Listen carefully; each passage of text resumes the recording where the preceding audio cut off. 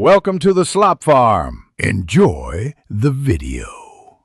You start by identifying your tile model and getting the right coin cell. Most tiles use CR 2032, but check the imprint. Once done, power off any paired phone Bluetooth to avoid accidental pairing. Place the tile face down on a clean surface and use a small flat screwdriver or fingernail to pry the seam gently.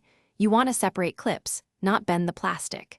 Move slowly so you don't dislodge internal components, and set up a small tray for the tiny parts you'll remove.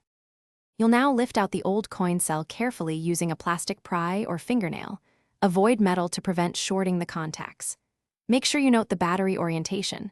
Most tiles show the plus side up or a small diagram in the housing, because incorrect polarity prevents operation.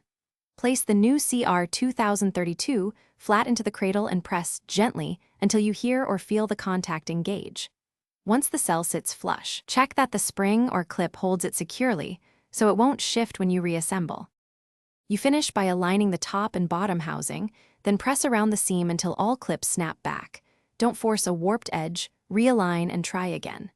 Next, re-enable Bluetooth, open the tile app, and follow prompts to reconnect or check battery status.